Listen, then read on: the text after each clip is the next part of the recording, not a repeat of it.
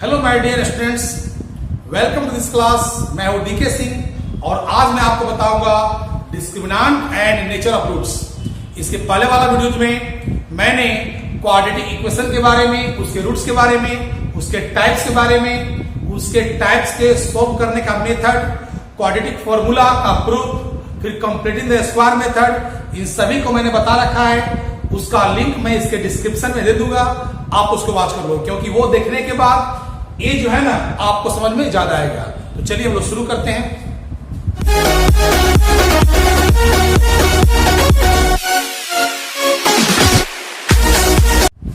सबसे पहले एक क्वेश्चन उठता है कि व्हाट इज डिस्क्रिमिनेंट। डिस्क्रिमिनेंट होता क्या है, हम लोग जानेंगे। आपको पता होगा, we know that the general form of a quadratic equation is ax square plus bx plus c equal to 0, where a, b, c are real numbers and a not equal to 0। आपको याद होगा कि quadratic equation का general form ऐसा होता है, अगर इस टाइप का इक्वेशन कहीं भी रहता है तो वह कहलाता है क्वाड्रेटिक। इसमें मैंने ए बी सी के बारे में पहले आपको बता रखा है आपको कि ए बी सी क्या होता है। यहां पर याद रखिएगा कि A B C real numbers होता है और ए नॉट इक्वल टू 0 होना चाहिए।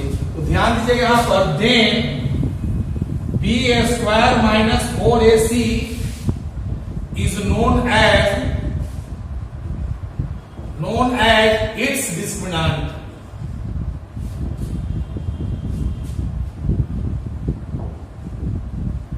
is known as its discriminant। याद रखिएगा कि अगर general form A X square plus B X plus C equal to 0 होता है तो बी स्क्वायर माइनस 4ac को इस इक्वेशन का हम लोग क्या कहते हैं, डिस्क्रिमिनेंट कहते हैं।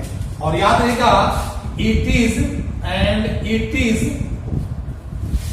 डिनोटेड बाई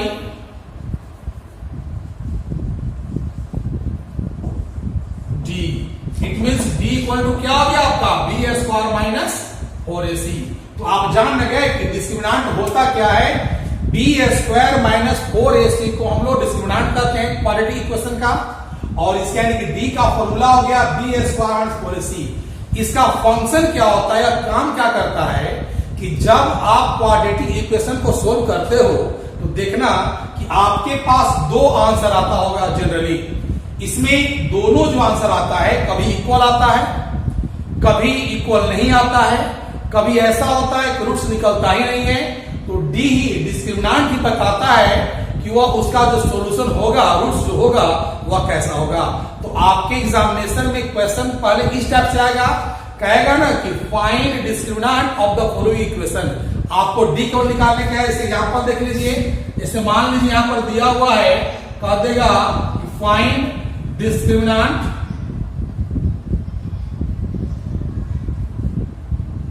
ऑफ द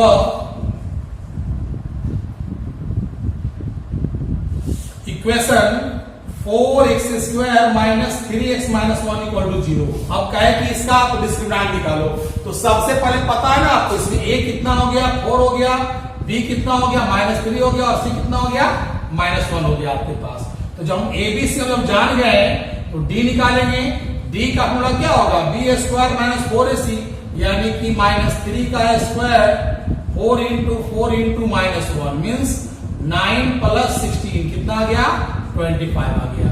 तो समझिए ना आप, कि कहने का मतलब हुआ कि किसी भी इक्वेशन में अगर डिस्क्रिमिनेंट निकालने कहेगा तो हम तुरंत निकाल सकते हैं। जैसे मान लीजिए अगर एक क्वेश्चन और दिया हुआ है कि 4y square minus 3 equal to 0, इसका डी क्या होगा, सिंपल है।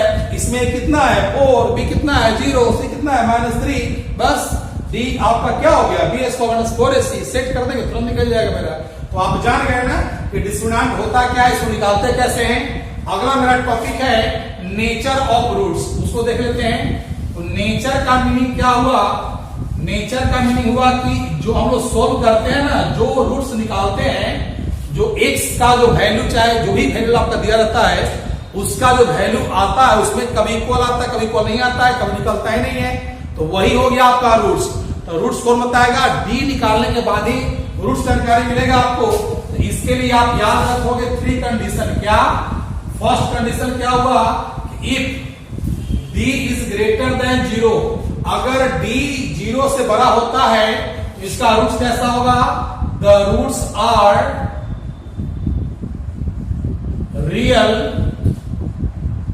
And unequal. याद रखिएगा कि अगर d का वैल्यू 0 से बड़ा होगा, याद रखिएगा यह ग्रेटर का साइन है, मतलब जिधर मुंह खुला बड़ा और जिधर मुंह खुला छोटा, यानी कहने का मतलब हुआ कि अगर d 0 से बड़ा होगा तो उसका रूट कैसा होगा? रियल होगा और अनइक्वल होगा, डिस्टिंक्ट होगा, यानी अलग होगा बिल्कुल। अब सेकंड देख लीजिए, इफ d इक्वल टू 0 तो क्या होगा? The roots are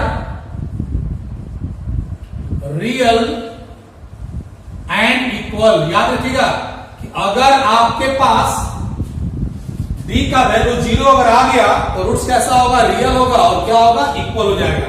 third point याद रखिएगा, if d is less than 0 तो होगा कि there is no real roots, इसमें कोई रूट्स आपका रियल नहीं होगा।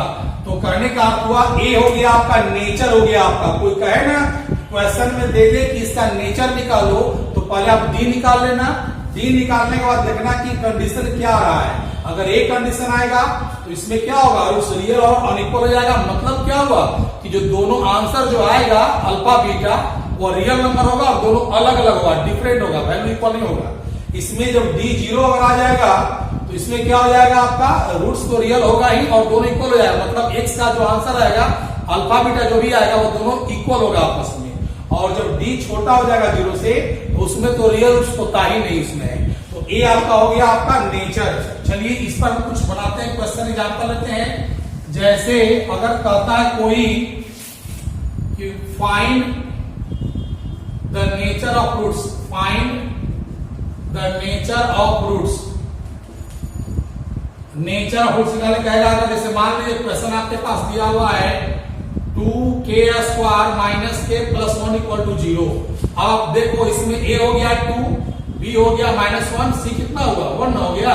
तो पहले d निकाल लेंगे, b² माइनस 4ac, मतलब -1 का स्क्वायर 4 इंटू 2 इंटू 1, तो 1 -1 का स्क्वायर क्या होता है? 1 होता है।